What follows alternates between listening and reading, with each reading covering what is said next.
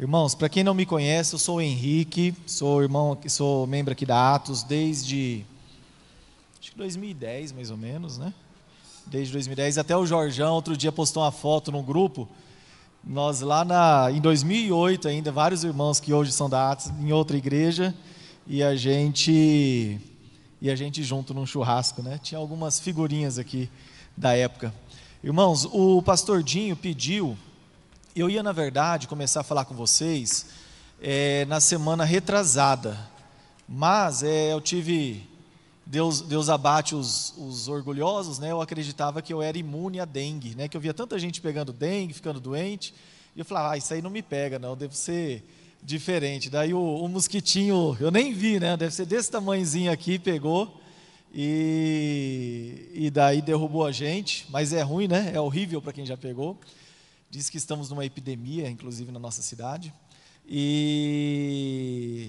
mas foi bom também, porque dar aula depois do pastor Dinho é horrível. Eu tive essa experiência na faculdade, né? Eu sou formado em Direito, e eu substituí dois professores, os dois melhores professores me convidaram na época assim, para substituir, e era uma dificuldade, porque você nunca chega nem perto, né? Então a gente a dar aula depois do pastor Dinho não é uma aula, né? É só um sumário que a gente passa para depois ele aprofundar.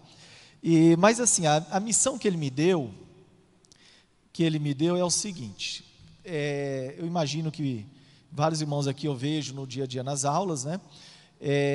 Nós começamos contando a história desde lá do reino espiritual, da queda de Lúcifer, né, da batalha que teve no céu, teve toda aquela história, e a gente vai chegar no momento agora, onde o povo está saindo do Egito, e Deus está criando uma nova sociedade. Então assim, recapitulando, né, nós tivemos quantas aulas aqui da IPO? Eu acho que umas 17, né, acho que 17, 18 mais ou menos. Então nós tivemos toda aquela história, muito interessante, né, do que Deus fez com Adão e Eva, como que Deus tratou quando o homem se levantou com a Torre de Babel para vamos falar, Nimrod ali querendo afrontar o reino de Deus, quando Nimrod queria unir os povos, né, e criar aquela torre para que Deus não pudesse mais dispersá-los, Deus não pudesse mais destruí-los, né? E daí Deus fez o que fez, mostrou como que hoje o homem, né, tem aquelas imagens que nós vimos da União Europeia, como que hoje o homem, por meio do Parlamento Europeu, não é nem de maneira implícita, mas assim, de uma forma escancarada, criaram, né,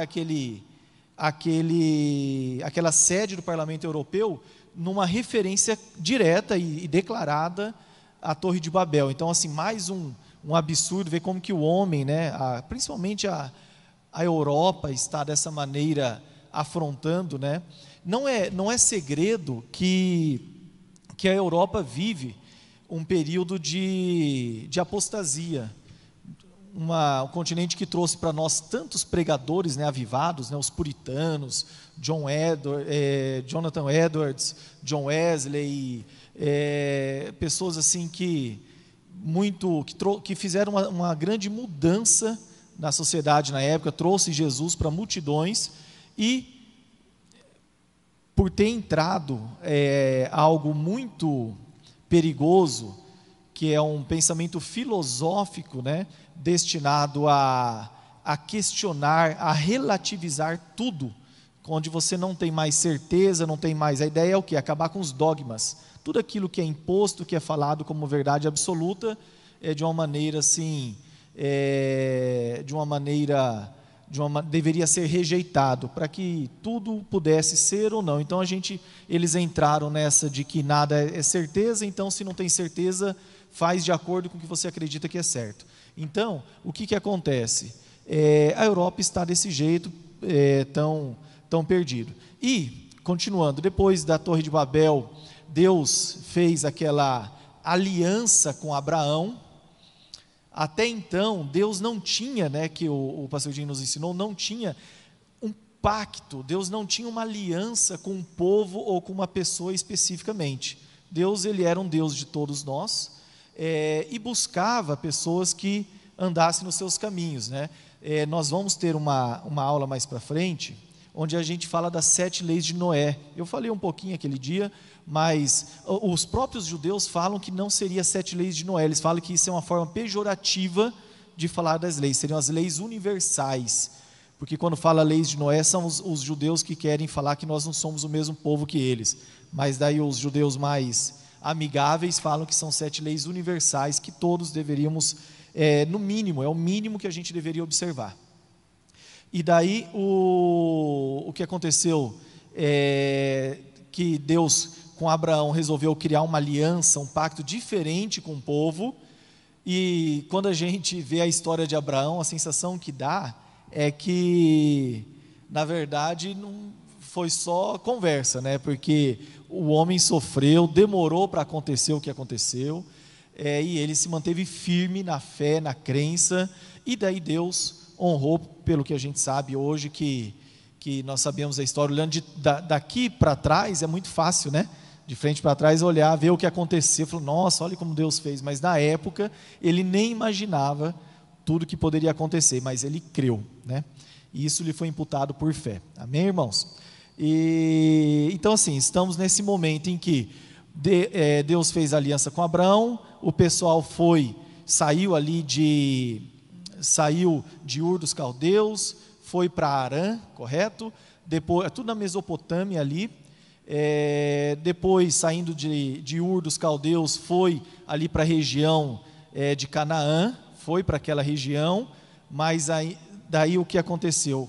Estavam lá ainda se estabelecendo, e por uma grande fome, uma grande seca, uma dificuldade que teve na época, eles migraram, eles foram, primeiro José, você vê na história de José que loucura que aconteceu, né? Primeiro José, e depois os irmãos foram para o Egito, e lá ficaram por 430 anos. 430 anos. Tá. O pastor Jim falou assim, Henrique, o próximo grande evento que ele pediu para a gente abordar não é ficar falando assim, falando do Egito apenas. Ele quer que fale do Egito, mas assim, o que ele pediu, o próximo grande evento é a entrega da lei, da Torá, né? Dos mandamentos. Então ele quer que a gente aborde isso, mas antes ele pediu para a gente contextualizar e abordar um pouco do Egito, né? Falar do que era o Egito, de como era a sociedade. Nós vamos falar um pouco de como eram os cananeus, a religião cananita, e depois disso nós temos daí uma lei dada, a Torá. Nós vamos provavelmente, depois que falar de alguns aspectos da Torá, nós vamos falar sobre as leis universais. Eu imagino que é o melhor momento para encaixar, porque talvez a gente deveria ter falado lá em Noé mesmo, mas podemos falar agora para fazer até um paralelo, ver algumas diferenças, tal. Daí a gente provavelmente leve uma aula depois para falar sobre as leis universais, e depois podemos ainda abordar, porque ele quer que aborde um pouco do estilo de vida dos judeus, né, de como que é o povo hebreu, de como que eles agem, de como que eles pensam, né, a gente entender como é a forma de pensamento do povo judeu. E daí eu tenho alguns materiais, né, que eu já tinha previamente preparado, já para estudos que eu fazia para mim mesmo, né, e daí eu vou trazer para vocês em outras aulas, para a gente estudar. Amém? Então assim, nós estamos nesse momento, o povo está saindo do Egito, e Deus vai entregar a Torá. Mas agora nós vamos abordar um pouco sobre como era a sociedade egípcia e a sociedade cananeia. Ok? Entendidos? Eu enviei o material no WhatsApp hoje pela manhã. Daí a Érica vai tentar imprimir lá para vocês algumas cópias, porque eu fiz uma letra bem, bem grande aqui para conseguir enxergar, então ficou longo, né? Ficou com 9 páginas. Mas quem está com a Bíblia na mão, nós vamos abri-la. Deixa eu pegar aqui para vocês.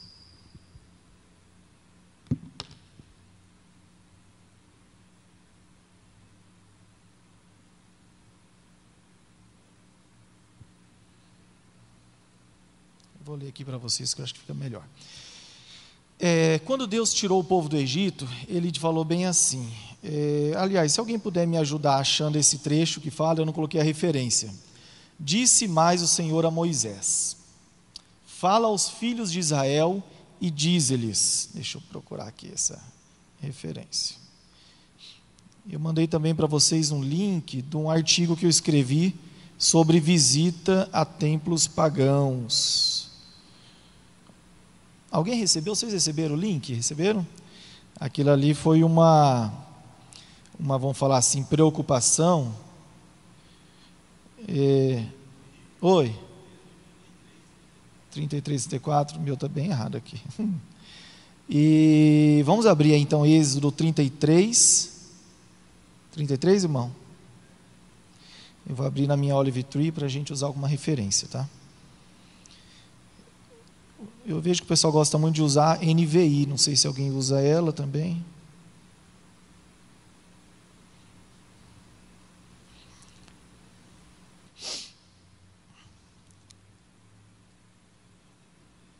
Começa no 1, né?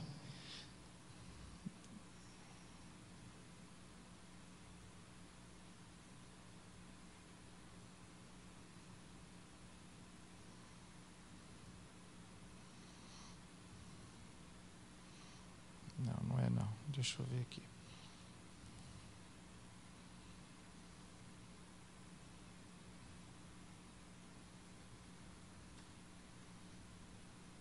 Coloque aí, dona Raquel, esse trecho assim no Google. Não fareis segundo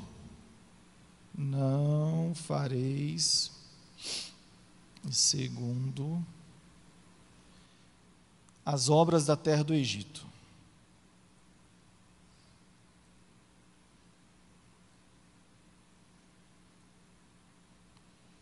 18:3, exatamente. Então, esse aqui. Olha lá, vamos abrir todos em Levítico 18, na verdade. Vamos começar no 1.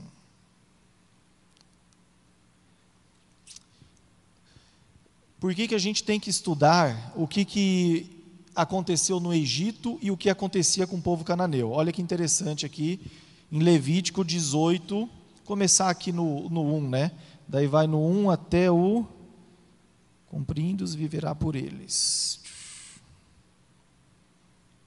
Até o 18:5, né? Olha aqui. Disse mais o Senhor a Moisés: fala aos filhos de Israel e dize-lhes: eu sou o Senhor vosso Deus. Daí começa aqui: não fareis segundo as obras da terra do Egito em que habitastes, nem fareis segundo as obras da terra de Canaã, para a qual vos levo. Nem andareis segundo os seus estatutos, fareis segundo os meus juízos e os meus estatutos. Guardareis para andardes, e os meus estatutos guardareis, para andardes neles. Eu sou o Senhor vosso Deus. Portanto, os meus estatutos e os meus juízos guardareis, cumprindo-os, o homem viverá por eles. Eu sou o Senhor. Então aqui eles estão indo para a terra prometida. Aliás, um primeiro questionamento: a terra prometida ou terra conquistada?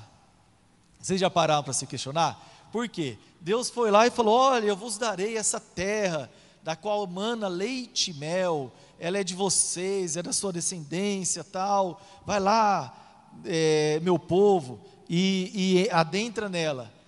Assim, como que foi? Daí eles chegaram lá, encostaram ali na fronteira e o povo saiu, entregou numa boa, ou teve guerra, teve morte, teve luta, teve medo, teve sofrimento, né? Então isso é um questionamento que as pessoas até que questionam, né? Ou teve um questionamento que as pessoas que fazem alguma alguma crítica, né, ao povo hebreu, o povo de Israel que está lá hoje, fala assim: olha, que conversa fiada, que a terra foi prometida, vocês vieram e invadiram a terra. Na verdade existe, em primeiro lugar, tem que pensar o seguinte: quando Abraão andava naquela região, tem estudo falando disso, quando ele andava naquela região, ele e os outros patriarcas, os filhos dele, eles compraram aquela terra, uma terra vasta, eles compraram vastas terras. Então, se for olhar do lado legal, existe, né, procura na internet, existem estudos que mostram como que Abraão adquiriu essa terra. Quem fala disso é aquele Dr. Rodrigo Silva, o historiador, né, ele fala bastante, ele tem uma explicação sobre isso, como que foi comprado. Então, agora a gente fala, a terra foi prometida e foi entregue numa boa, ou teve que ter luta e teve derramamento de sangue? O que mostra? O que isso quer dizer? É muito interessante. Às vezes a gente recebe uma palavra de Deus sobre uma determinada promessa. A gente recebe uma promessa. Vem um profeta aqui, vem a pastora Alice, vem o pastor e dá uma palavra para você, de alguma bênção na sua vida, de alguma coisa que você vai conquistar, de um documento. É muito comum, né? Uma palavra que diz: eu vejo você assinando um documento, né? E fica, então assim, tem alguma palavra, e você crê naquilo, você sabe que é de Deus, mas daí você tem dois caminhos. Você caminha naquele sentido, demonstrando que você realmente crê, ou você cruza os braços, senta, cruza a perna e fica lá no WhatsApp, no Instagram, esperando acontecer. Então tem duas formas de você agir. O que eu quero dizer com isso? Em vários momentos na palavra de Deus, na Bíblia, nós vemos que mesmo Deus prometendo alguma coisa, dando alguma coisa, sempre existe algum esforço. Nós temos que corresponder, nós temos que fazer por onde, né? O pastor Jim falou muito bem aqui, quando Deus falou que tudo que ia fazer com Abraão, e ele creu, ele teve que se esforçar e sair da terra dele, teve que sair de um lugar de conforto, lá em Ur dos Caldeus, que era considerado assim, tem estudos falando que tinha cerca de 300 mil habitantes, que daí já revisaram para cerca de 60 mil, mas que ainda assim era muito grande para a época, ainda seria muito grande para a época, e era um lugar assim que tinha segurança, ele tinha um certo prestígio e tal, sair para ficar errante, esperando Deus mostrar o lugar. Então assim, isso foi um esforço, ele não apenas creu, mas ele agiu e se esforçou nisso. Então quando alguém fala assim, alguém questionar, o povo de Israel não teve promessa nenhuma de terra, eles foram lá invadir e tomaram, não anula que existia uma promessa prévia naquilo, tá bom? Então isso aí é uma maneira de vocês questionarem esse argumento. Mas olha que interessante aqui nessa palavra, vocês vão ver, vocês perceberam já que o pastor Dinho usa muito algumas referências que não estão expressas no texto bíblico, né? Então o que acontece? Vocês têm que entender que existe o Antigo Testamento, que a gente conhece, né? O Antigo Testamento, mas que dentro dele existe a Torá, que são os 5 primeiros livros da Bíblia. As pessoas fazem uma confusão com isso, que também é chamado de Pentateuco. Tradicionalmente se entende que foi Moisés que escreveu a Torá, e que daí os judeus falam que ele recebeu de Deus aquilo, mas daí a gente entra em alguns questionamentos, assim, na Torá fala da morte de Moisés, então ele já recebeu tudo aquilo ali, coisas que iam acontecer, tal. Então existe um mistério que a gente não vai conseguir entender isso, mas assim, ele recebeu a Torá com todos aqueles 5 primeiros livros. Nas tábuas da lei ele recebeu as 2, né, tábuas da lei com os 10 mandamentos, mas os judeus ultra-ortodoxos falam que ele recebeu o livro assim, escrito, pronto. Agora, o que se entende mais é que ele recebeu a revelação e depois escreveu. Mas enfim, saibam que existe então a Torá, o Pentateuco, que equivale, mas que paralelo a isso que está escrito,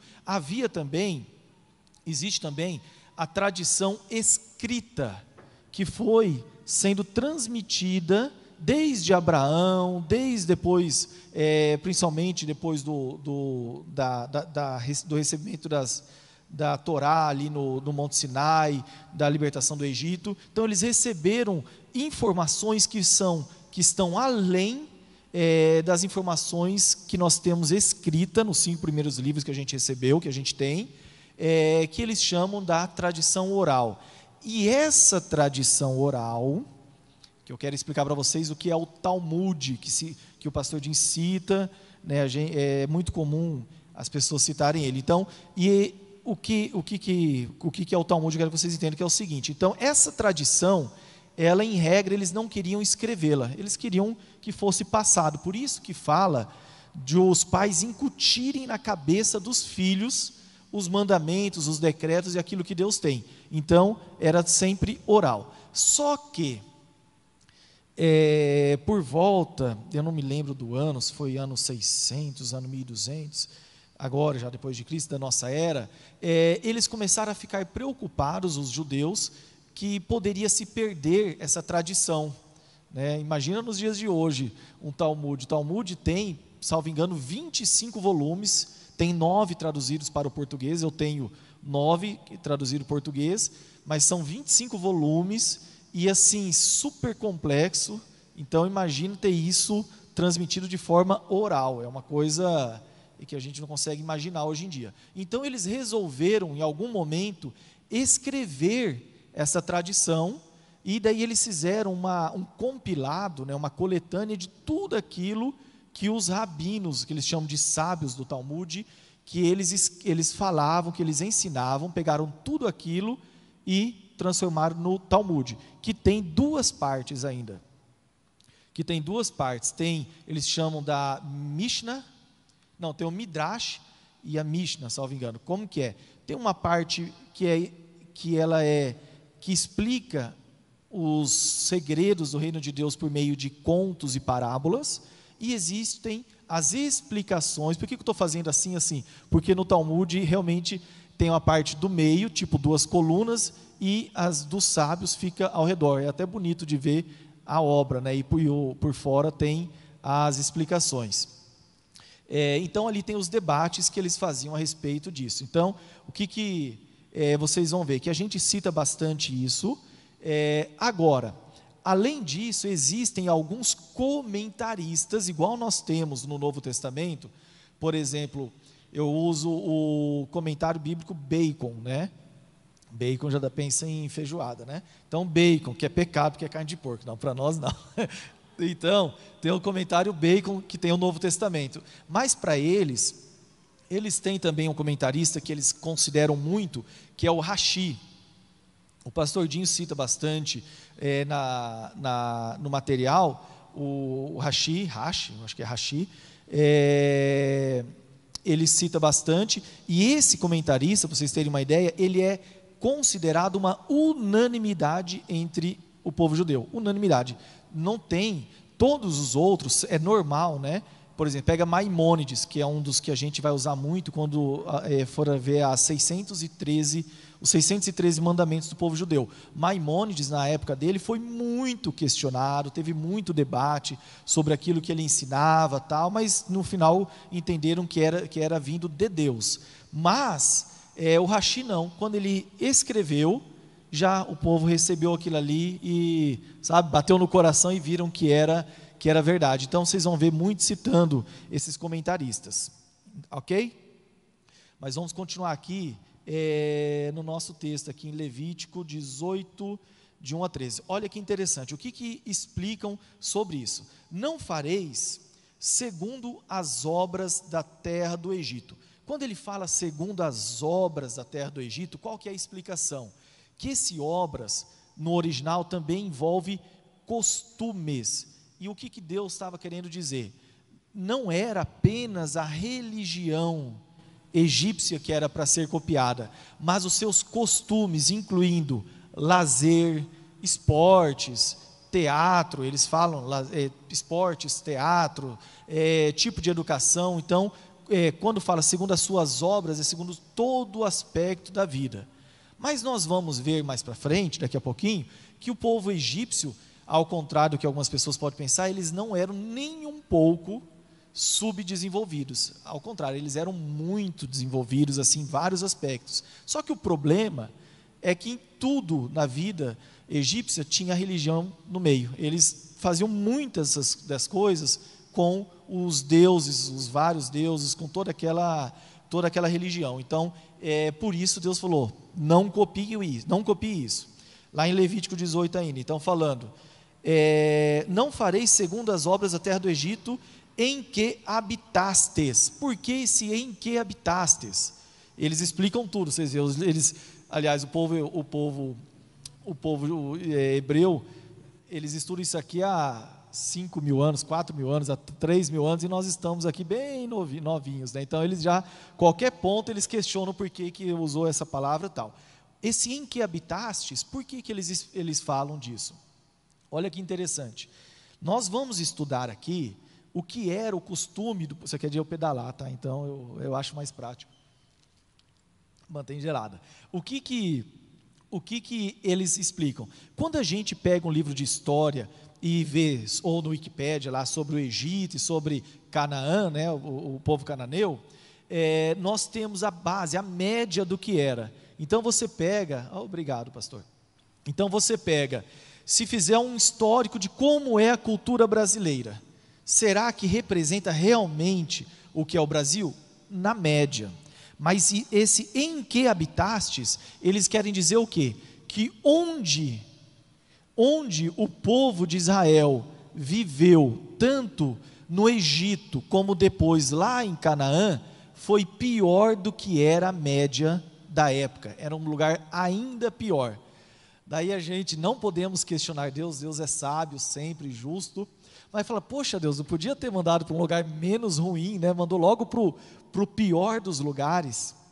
Então, por isso esse em que habitaste. Então, quando a gente verificar, por exemplo, quando falar lá no Wikipédia, olha que o povo eles não eram tão maus, eles não cometiam tanto, por exemplo, incesto, era exceção, temos que pensar o seguinte, isso é a média. Agora, especificamente na terra que eles viveram, eles explicam que era pior do que a regra.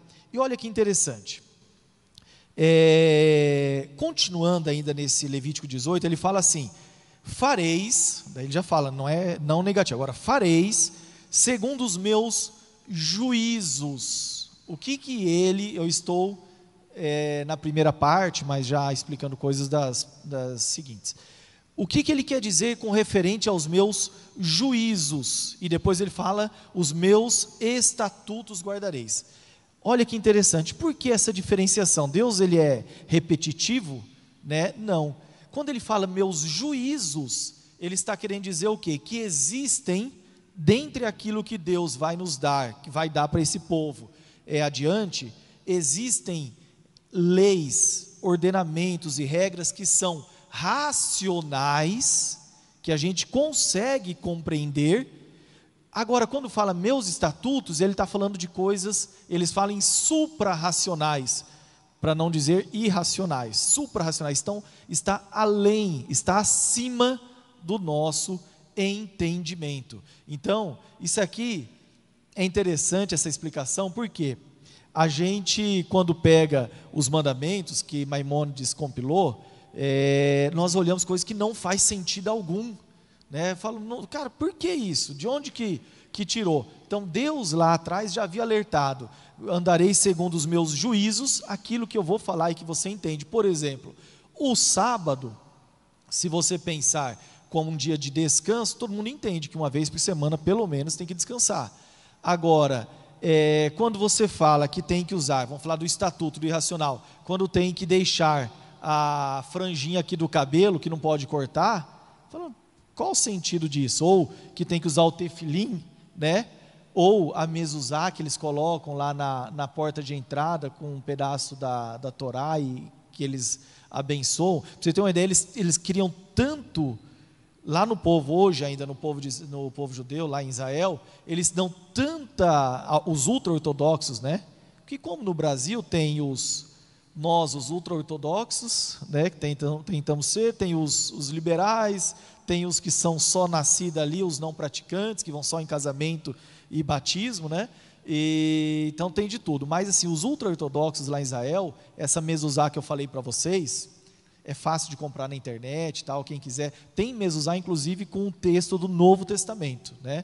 Mas nós sabemos que isso não tem valor algum, né? Nós cremos que sempre que você colocar a fé da sua proteção naquilo, está errado, né? Você pode até ter por simbologia, por achar legal, tal, mas eu não recomendo. Mas assim, eles dão tanto valor que quando nós estivemos lá, a guia estava explicando que quando acontecia de cair uma bomba, ter alguma tragédia em alguma casa de um israelita, eles iam lá e ficavam olhando se a mezuzá estava do jeito certo, se estava correta a palavra lá, se não tinha algum detalhezinho. Olha o nível que eles dão. Mas enfim, então tem coisas que são racionais, meus juízos, e outras que são irracionais, que a gente não tem como entender.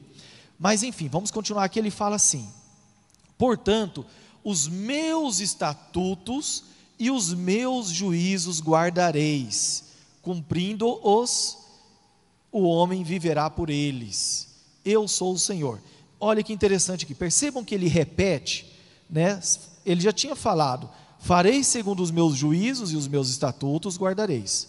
Depois ele fala: portanto, os meus estatutos e os meus juízos guardareis. Por que essa repetição?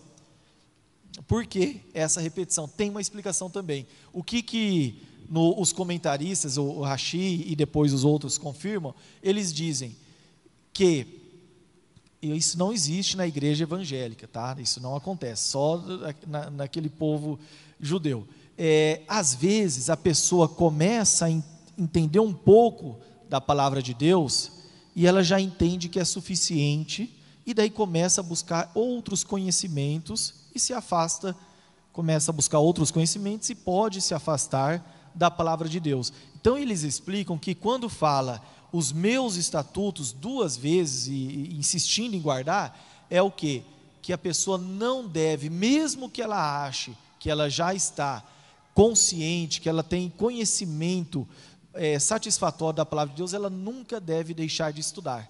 E olha, alguém aqui já deve ter lido a Bíblia inteira, uma ou mais vezes, e cada leitura a gente aprende diferente, né? Você pega o livro de Mateus, o básico ali, sempre que você lê, você tem revelação diferente. Então falar que não tem nada, que já entendo tudo, que não, só diz que não tem dúvida quem não estuda. Se você começar a se aproximar, você vai ter dúvida.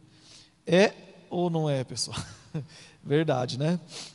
Então, vamos começar a falar aqui então do povo, de como era, da sociedade egípcia um pouco, para a gente entender que Deus falou para se afastar, né? Então o povo hebreu vivendo no Egito como escravos. Quando a gente fala como escravos, de modo geral a gente tem que pensar o seguinte: o escravo seriam tipo os empregados de hoje, mas não, né? Mas não é. Então, por quê? O que eu quero dizer? Tinham escravos que não vão falar assim, não reclamariam da condição deles, não tinham aquela vida tão sofrida. Existiam escravos que eram, vamos falar, até, não digo valorizado, mas minimamente respeitados, que tinham a sua dignidade preservada. Agora, também, é claro que tudo depende do dono, né, de quem era o dono. Agora, existiam escravos que sofriam muito. Por exemplo, no Egito, apesar de a gente estudar sobre as pragas e pensar que, igual fala das moscas, né? Foi só do piolho, foi só naquela época, tal.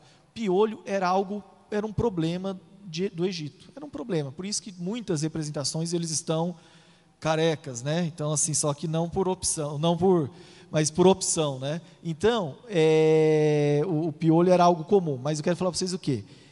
Existia um costume, olha a crueldade com o escravo, de pegar o escravo e passar mel nele, passar alguma coisa doce, para atrair as moscas, e deixava ele perto, para atrair as moscas, para deixar, vamos falar, o poderoso, o faraó, quem fosse, livre delas. Daí uma pessoa ainda ficava abanando de tanto que acontecia, de como que tinha essa praga. Olha a situação. Uma outra coisa, falando ainda de escravo, nem comecei aqui na aula, mas uma curiosidade, quando fala do povo de Israel, do povo hebreu, lá no Egito, as pessoas acham que eles ajudaram a fabricar as pirâmides. Isso não é verdade, não tem nenhum relato histórico de que o povo egípcio, de que o povo hebreu ajudou na construção das pirâmides. Então, se vocês estão pensando que aqueles que exaltam demais o povo de Israel, achando que a pirâmide, a tecnologia era israelense, não tem nada a ver, tá? Então, é anterior. Como que eles estudam o Egito? O Egito entende, se eu coloquei, que a formação dele foi cerca de 3.100 anos antes de Cristo.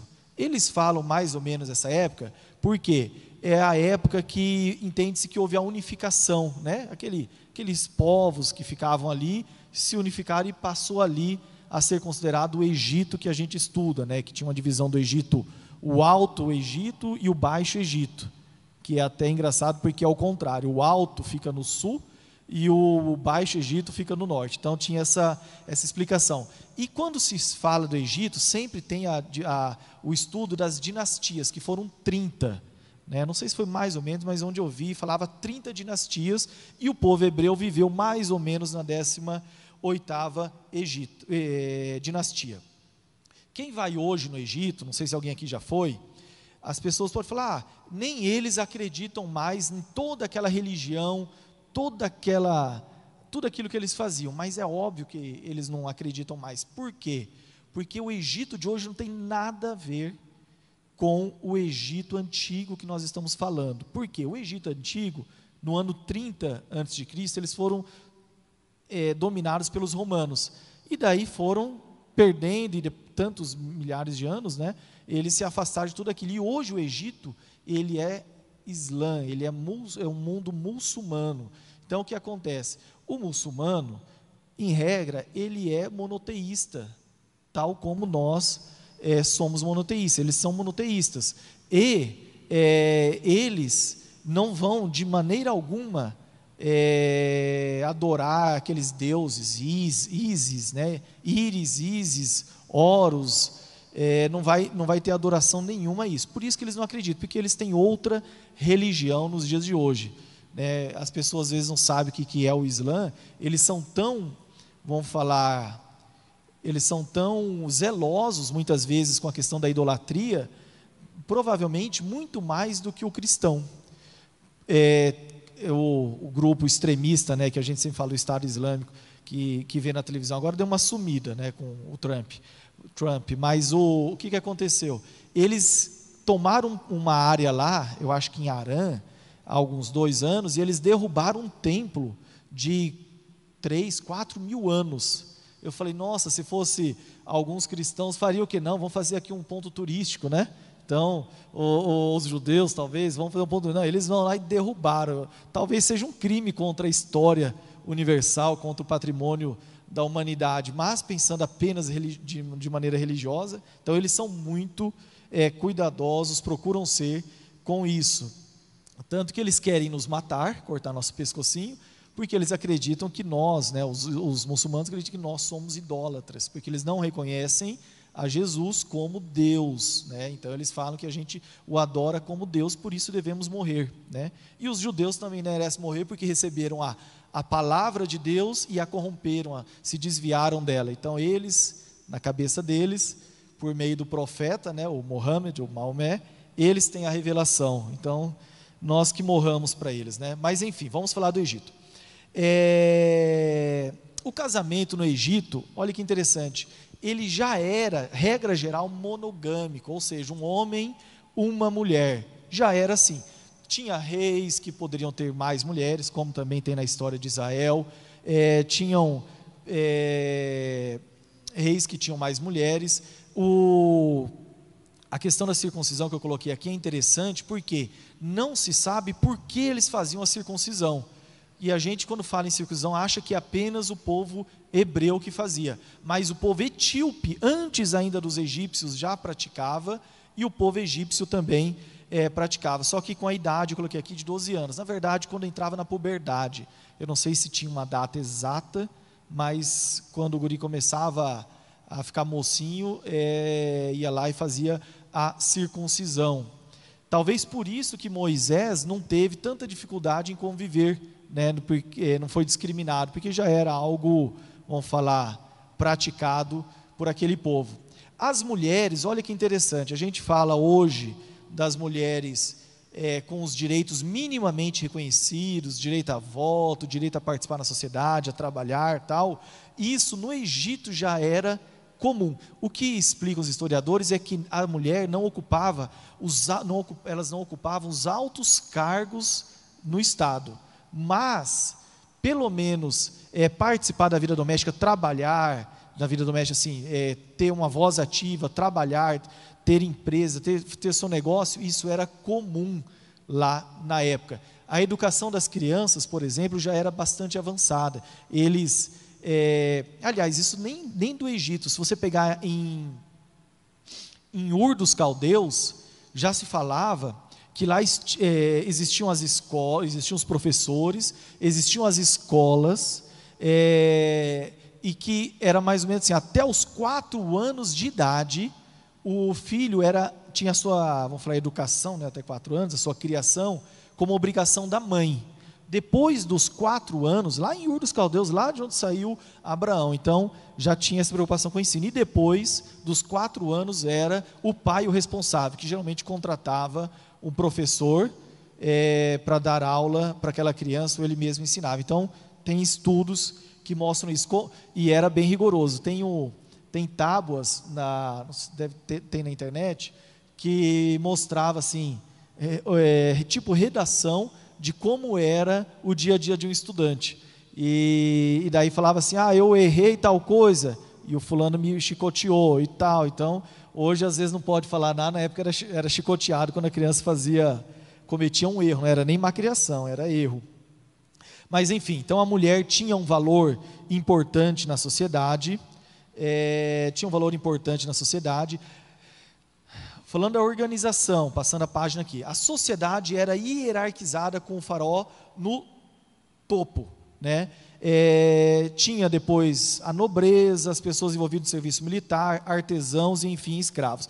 Falando sobre serviço militar, uma coisa interessante é que o Egito não era uma sociedade de guerreiros, né? Teve dinastias, é claro, em 3.000 anos de história aí, então teve época que eles tentaram expandir, mas por quê? Porque o Egito ele ficava numa localização geográfica muito boa para eles, porque para qualquer pessoa invadir, teria que enfrentar um deserto, que de dia 50 graus e à noite frio extremo. Então isso já era uma barreira, poucos teriam interesse em ir lá e invadir aquela terra, né?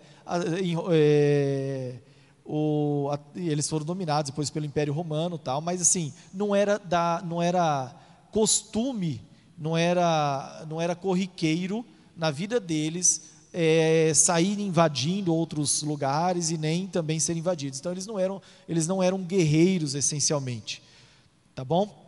O que eles mais tinham?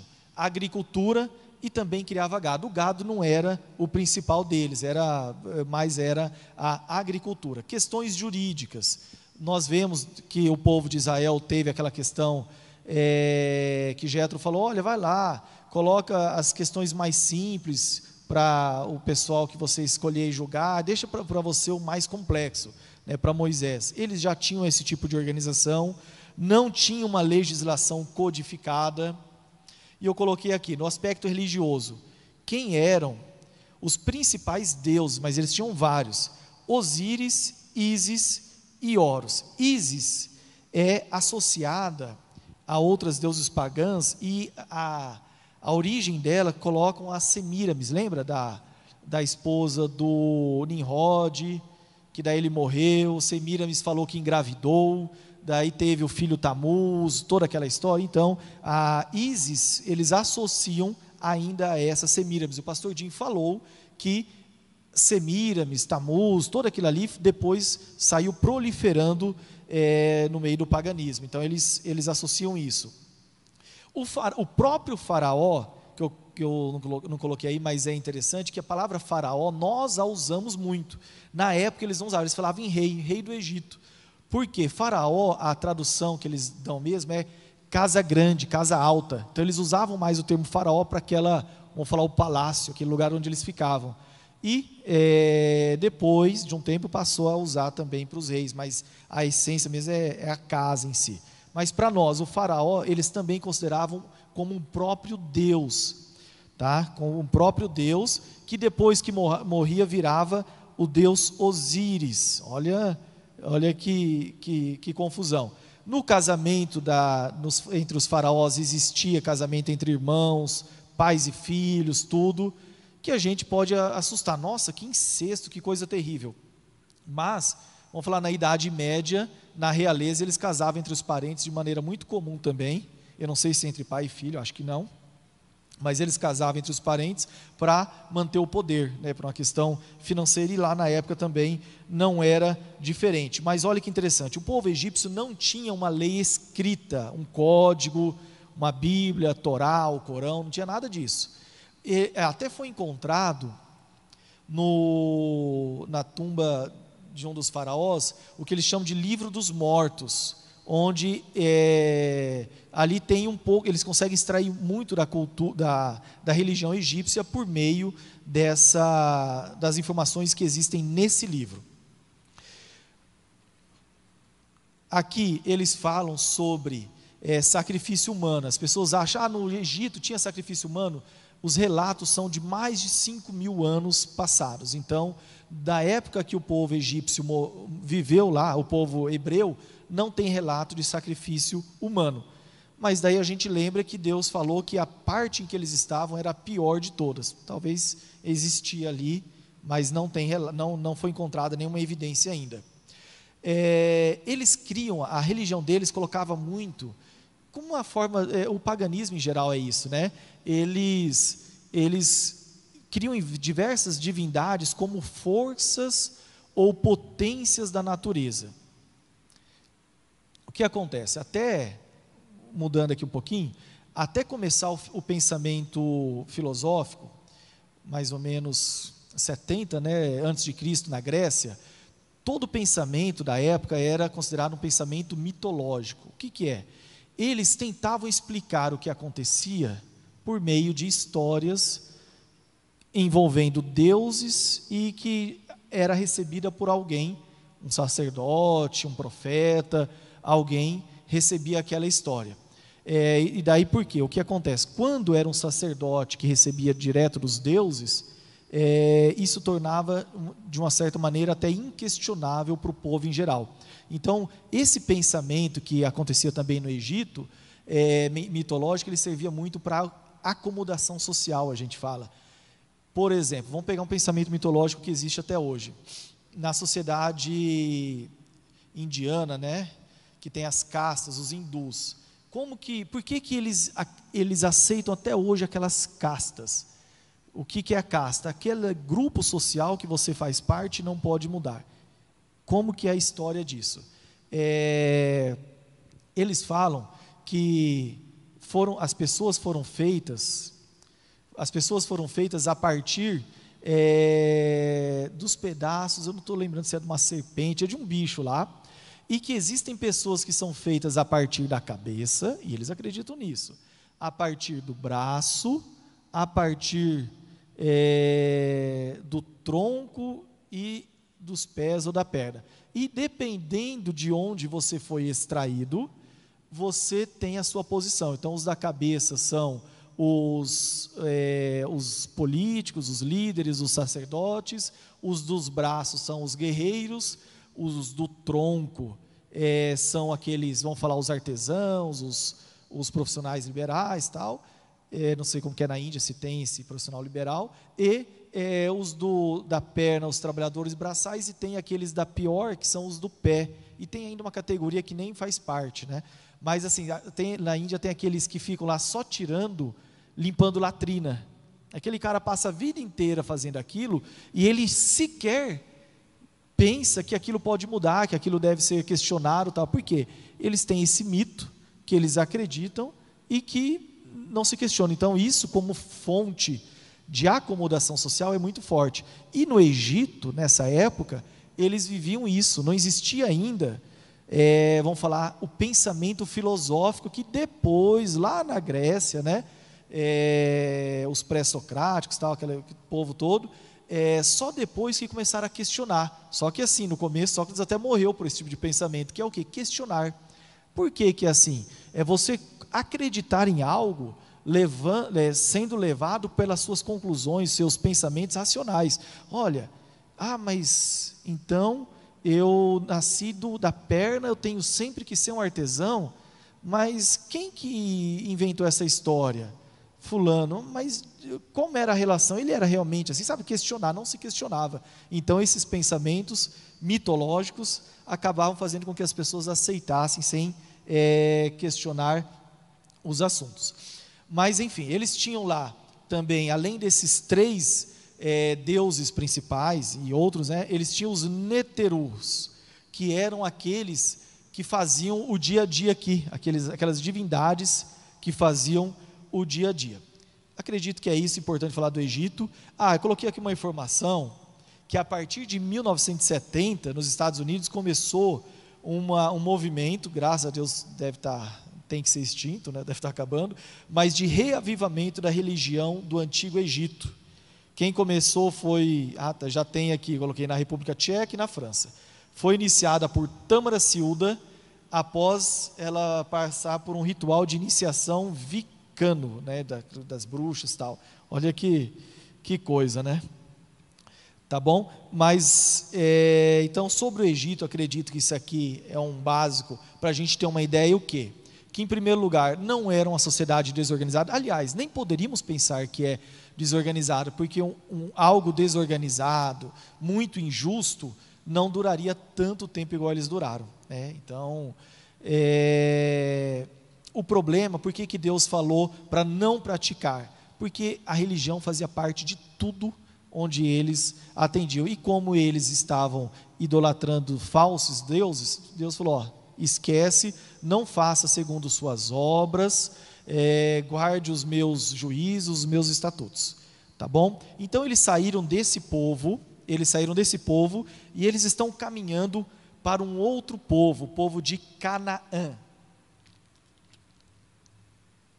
Eles estão caminhando para para a região de Canaã. Vocês tem alguma apostila para mim aí? Sobrando?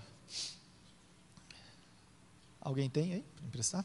Que aqui tem uma parte a mais. Acho que tem uma sobrando ali no canto. Aqui está mais organizadinho. Ok, então eles saíram de lá e foram para o povo de Canaã. Canaã, coloquei aqui, uma das 7 nações expulsas pelos israelitas após o êxodo, né? Viviam quem ali? Os descendentes de Cã, filho de Noé, 10ª geração após Abraão.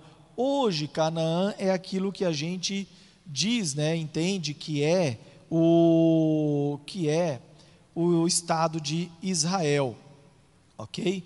Deixa eu ver aqui o que é importante a gente abordar.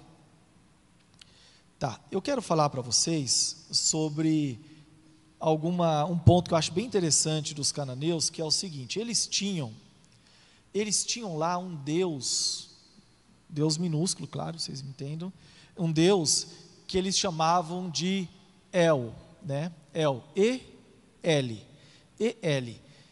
E olha que interessante, esse Deus na religião dos cananeus era considerado o Deus supremo, o Deus todo-poderoso, El. E esse Deus, ele tem muitas coisas que são semelhantes ao Deus que nós cremos como Deus todo-poderoso. Inclusive, alguém tem aí a versão NVI da Bíblia? A Bíblia é NVI? Inclusive, o Deus, na nossa Bíblia, quando se refere a El, ele também fala em Deus como El. É Gênesis 33, 20. Deixa eu pegar uma versão da NVI aqui. Olha que interessante isso. Gênesis 33, 20.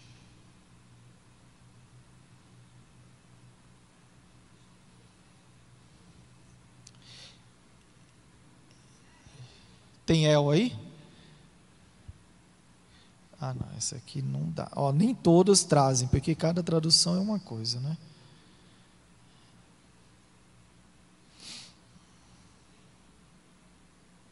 Estou abrindo aqui, Gênesis 33. Então ali, ó, Gênesis 33, 20 na versão NVI que tem, nas outras fala em Deus.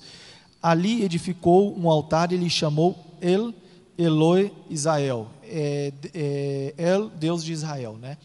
Então, também tem em outro lugar que fala em outra parte, em Gênesis 46, 03. Então ele fala assim: então eu sou Deus, o Deus de teu pai. No original, esse eu sou Deus, na nossa Bíblia fala, eu sou El.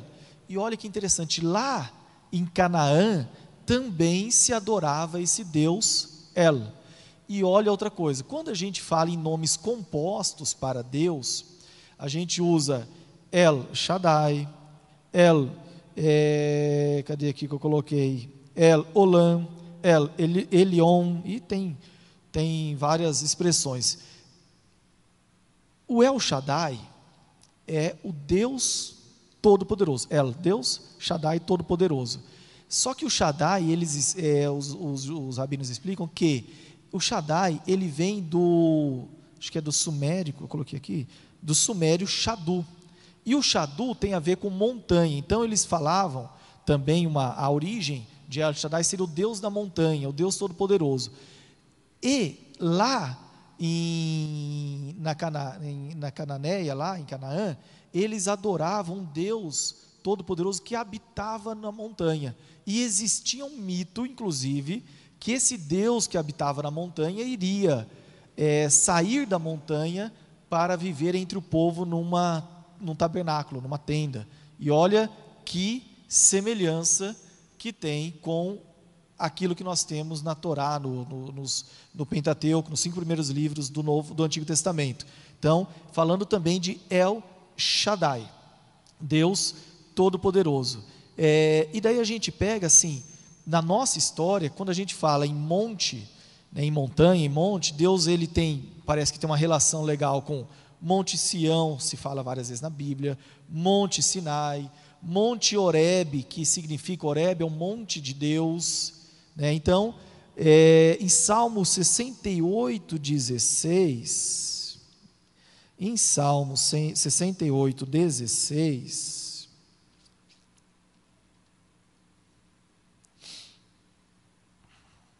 ele fala assim,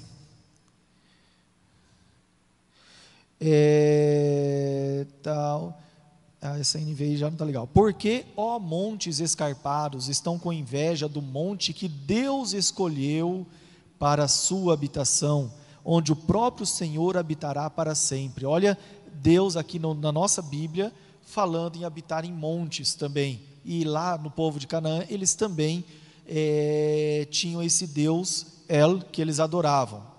Daí eu coloquei aqui, vamos orar no monte. Então as pessoas têm esse costume de orar no monte, não tem problema algum, tá? Eu vou explicar isso aqui mais adiante. E ainda aqui eu coloco religião ugarítica, né? Ugarítica, tá errado? Mas na verdade Ugarit era uma das cidades lá da região de Canaã, em que eles tinham isso. Deixa eu ver o que mais que tem aqui interessante para a gente olhar. Salmo 15, 1. Se fala, quem habitará, Senhor, no teu tabernáculo? Quem há de morar no teu santo monte? Então daí a gente começa a questionar, fala, nossa, será que o povo judeu copiou na hora de elaborar a Torá? Será que Moisés copiou esses deuses, essas divindades que o povo adorava lá na época, né? Começa a ter muita coincidência. Na verdade, quais são duas hipóteses para isso? Primeiro, Abraão, depois que ele saiu lá de Ur dos Caldeus, Harã, e andou ali na região, ele já tinha a revelação do monogamismo, ele já tinha a revelação que existia um Deus único, todo-poderoso, um Deus, um El Shaddai, já existia esse entendimento. E Abraão era uma pessoa influente, uma pessoa importante. Então, os ensinamentos dele, provavelmente, podem ter se espalhado nessa região, e eles aceitaram essa visão, esse entendimento do Deus único e verdadeiro. Outra hipótese que também se levanta, e que elas não são excludentes, eu digo até que são complementares, que seria que esse povo ali que vivia, os cananeus, eles também descendiam de quem? De Noé. E Noé, Cã e os descendentes. Então, assim, Noé, ele tinha passado, não era tão longe na história, toda aquela questão do dilúvio, o que aconteceu pela adoração aos falsos deuses e a revelação do Deus único e verdadeiro. Então, isso pode ter continuado, e quando o povo judeu saiu ali do Egito, no Êxodo, eles podem ter se encontrado com também essa adoração ao El. Só que qual era o problema? Então, assim, não tem problema algum, primeiro, voltando, qual é o problema? Não tem problema algum deles adorarem também isso. Aliás, quase toda religião, se a gente pegar, na religião egípcia, tinha um Deus, não sei se eu falo aqui, que era considerado o Deus todo-poderoso, o maior dos deuses, eu acho que era o Ra, né?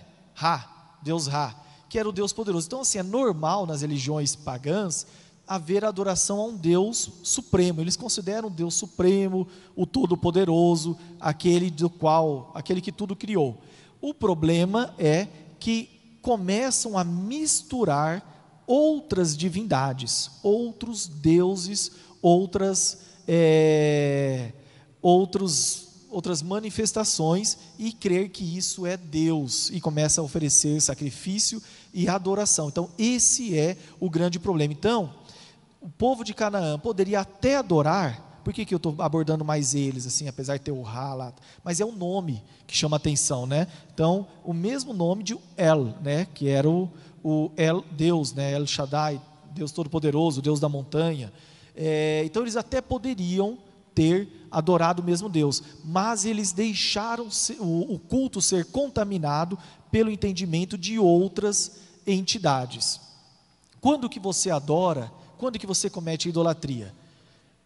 Aliás, vamos fazer uma outra pergunta. Nos dias de hoje, com toda a revelação que temos, as pessoas também não cometem idolatria? Cometem. Em várias religiões, inclusive no próprio cristianismo, muitas pessoas acabam cometendo.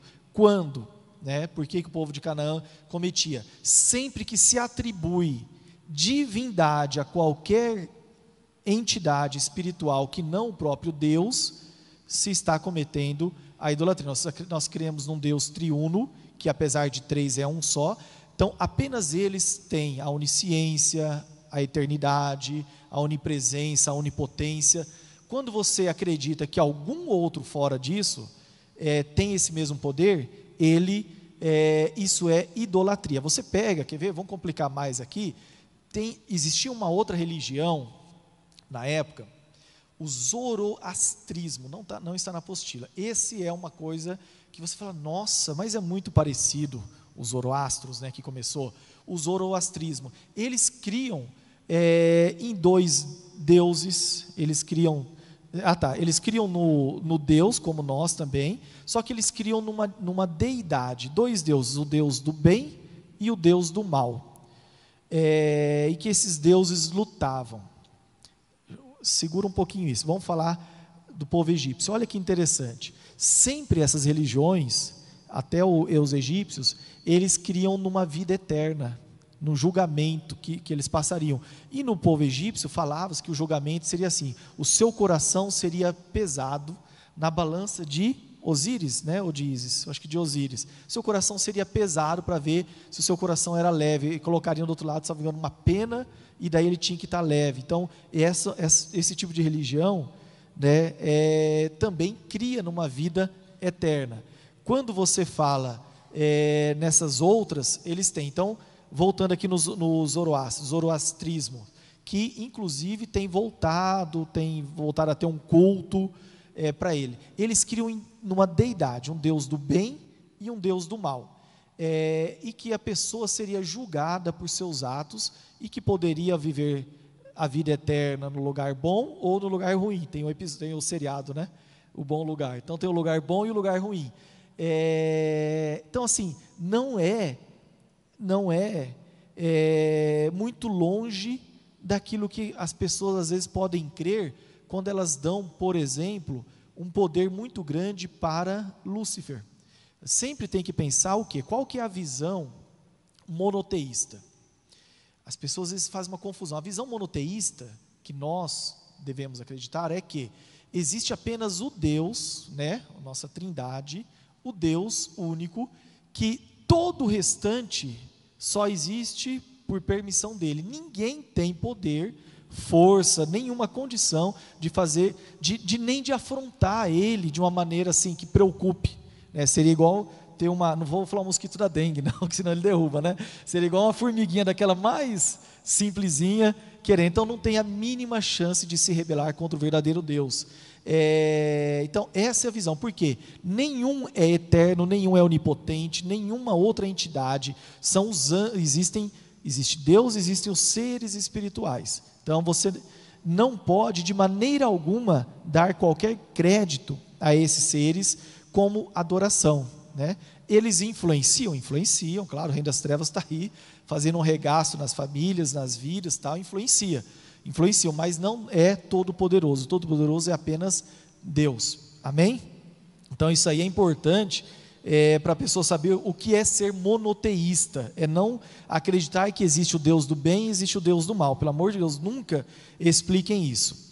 E agora, vamos ver aqui uma questão interessante na religião cananeia, que eles chamam da deus Ashera, não sei como que pronuncia.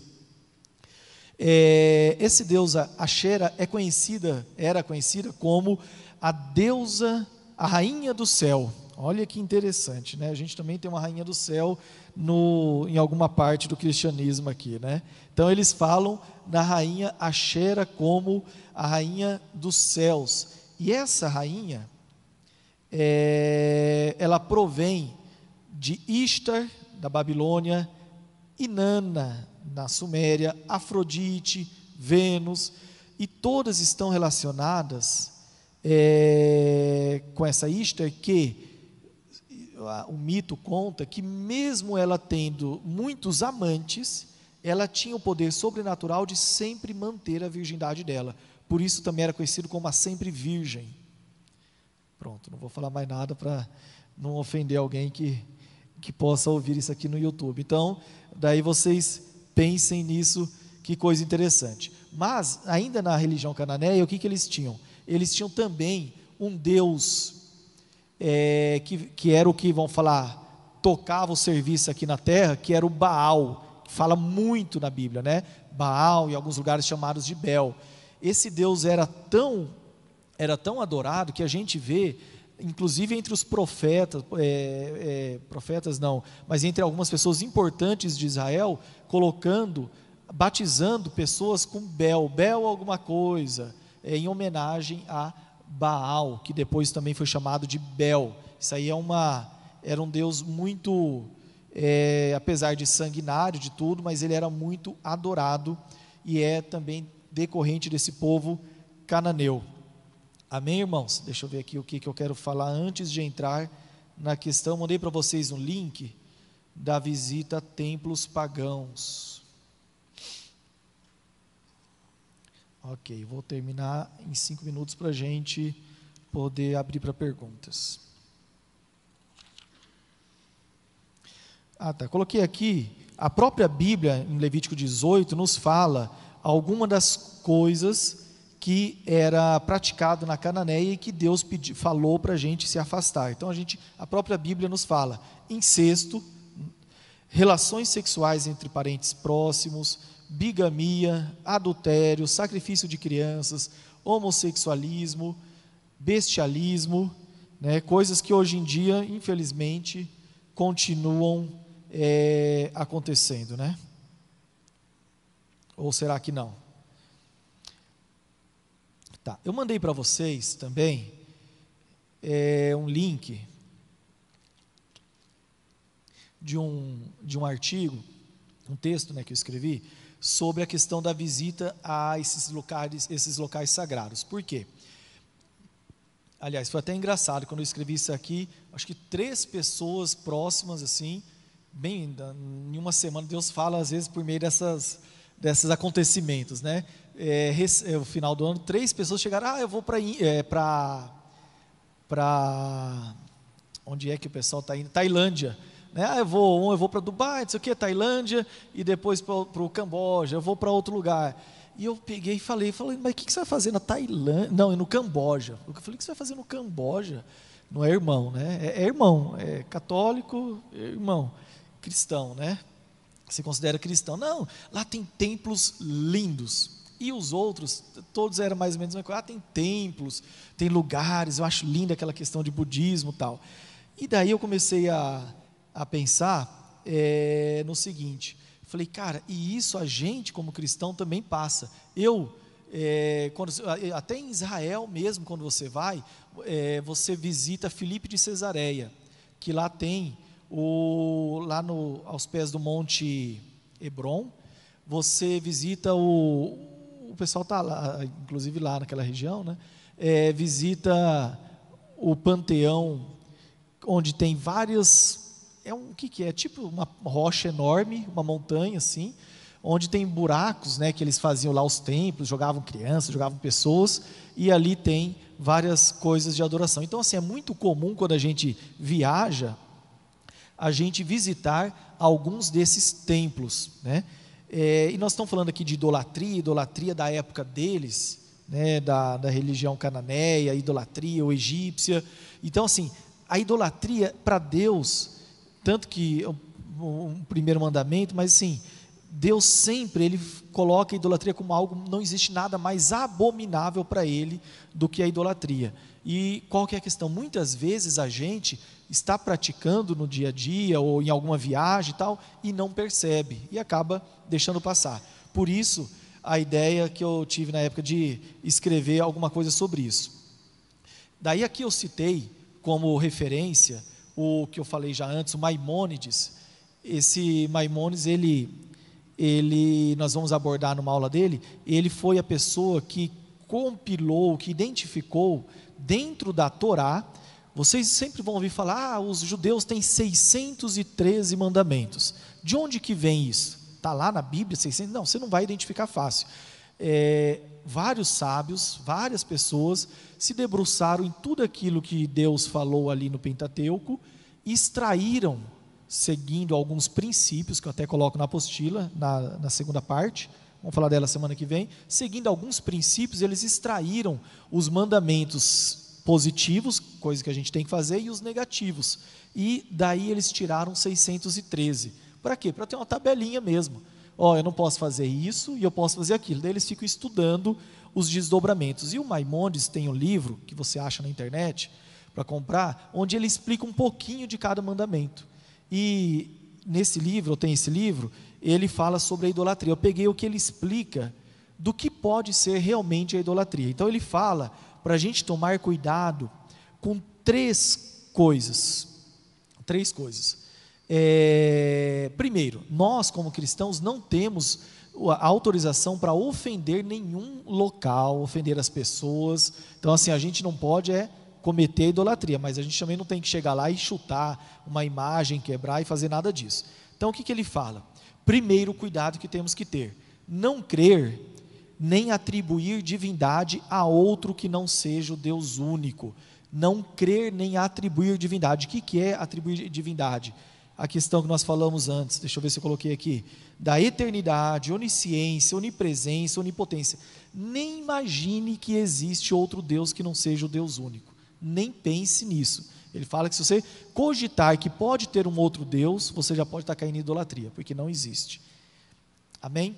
2, que ele fala, não se curvar diante de um ídolo, né? Não se curvar. E ele fala, e daí ele cita aqui, eu cito aqui Êxodo 25, que a própria Bíblia fala: não te curvarás a elas, nem as servirás. E daí ele implica duas situações: você nunca vai se prostrar a uma imagem, né, aquilo que eles cultuam, e nem vai fazer qualquer outra coisa que pode implicar em culto. E a 3, então não vai se prostrar.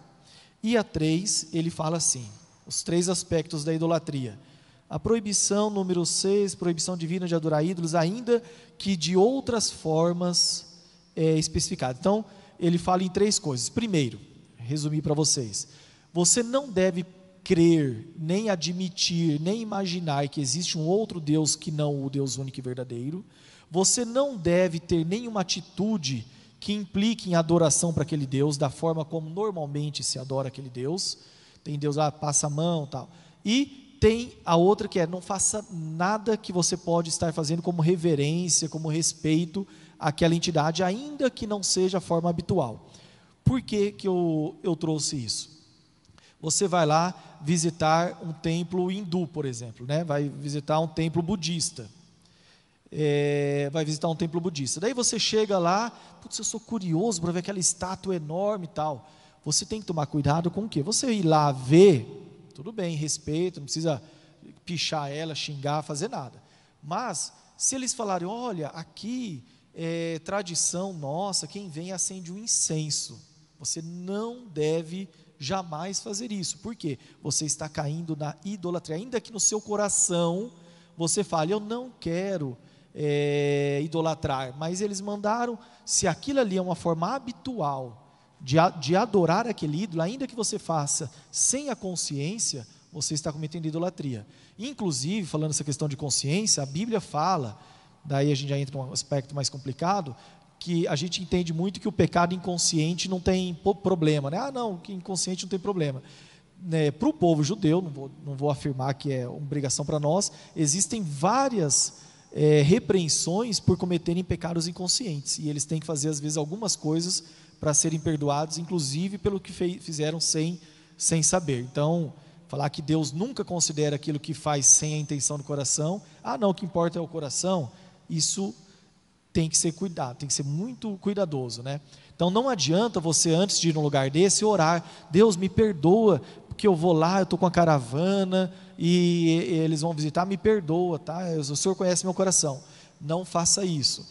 Chega num lugar e passa, né, a mão no pé da imagem, joga moeda. Então tudo isso pode ser forma de adoração. E mesmo que não seja a forma habitual, não faça também, nem mesmo alguma coisa que você está fazendo por respeito, por consideração, porque não pode, tá bom? Também não tem que agredir, ok? Então esses cuidados temos que ter, porque vemos que, tirando do Egito e falando para tomar cuidado com o que tinha em Canaã, a grande preocupação de Deus era com a idolatria. E daí nós vamos parar aqui, porque daí na próxima aula nós vamos entrar especificamente nos mandamentos que Deus deu ao povo judeu. Nós vamos abordar um pouco dos 10 mandamentos, né, falar desses 10 mandamentos, e daí já naquilo que Maimônides, que é considerado a melhor das compilações, naquilo que Maimônides identificou como 613 mandamentos. Não sei se na próxima também dá para falar das 7 leis de Noé, mas se não, fica para a outra. E existe também, foi pedido, falando ainda da cultura judaica, um lugar que a gente tem uma boa base da cultura judaica é no livro de Provérbios. Então nós vamos falar um pouquinho de alguma coisa sobre isso. Tá joia? Pessoal, perguntas, né? Desculpa se me perdi, se foi muito, mas não compare com o pastor Dinho, são pessoas diferentes, tá? Se tiver dúvida e eu não souber responder, pergunte para ele do jeito que ele sempre fala, né? Alguma pergunta? Temos que perguntar, viu? Perguntar faz parte do processo de aprendizado. Alguém quer fazer alguma pergunta? Não? Vamos orar? Quer perguntar? Quer perguntar? Não? Amém. Deus Pai, em nome de Jesus, nós agradecemos, Senhor, pelo dia de hoje, por este domingo. Pedimos, Pai, a Tua bênção na volta aos nossos lares, a bênção às nossas famílias, ao almoço que teremos, ao restante de dia, e que a gente à noite, Deus, possa estar aqui para Te adorar.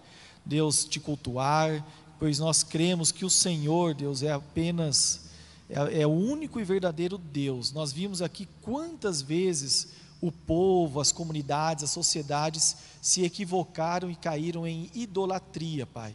Então nós pedimos, guarda-nos de fazer aquilo que Te desagrada. Obrigado, Deus, por ter enviado o Teu Filho Jesus Cristo para nos ensinar e nos reconciliar com o Senhor. Senão, Deus, se não fosse Teu Filho, provavelmente seríamos nós mais um desses perdidos, mais um desse povo que caía em paganismo, em sacrifícios, em idolatrias, e seria considerado abominável pelo Senhor. Então nós agradecemos pelo sacrifício que Teu Filho fez por nós, de deixar a Tua presença, de deixar o reino celestial, para nos mostrar o caminho que devemos andar. Obrigado por esses ensinamentos. Pedimos que o Senhor apague aquilo que não condiz, Deus, com a Tua verdade, com aquilo que Te agrada, e que a gente retenha apenas aquilo que é bom, e que sirva, Deus, esses ensinamentos para nos deixar conscientes e alertas, Deus, com aquilo que fazemos e as atitudes e com aquilo que cremos no dia a dia, para que a gente não Te ofenda. Deus, nós oramos e agradecemos, pedimos que o Senhor abençoe o dia dos nossos pastores, daqueles que estão aqui, dos que estão viajando, o dia do pastor Dinho, da pastora Ana Paula, que eles consigam, Pai, cumprir o propósito da viagem que eles estão realizando, Deus. Que esse documentário, esse vídeo que eles estão fazendo, seja algo esclarecedor, Deus, e que traga reconhecimento da necessidade de nos arrependermos cada vez mais, pois teremos consciência de que o Senhor está perto, Deus, o Senhor está próximo. Então, Deus, o nosso Deus, o El Shaddai, o Deus Todo-Poderoso, nós agradecemos e oramos em nome de Jesus. Amém.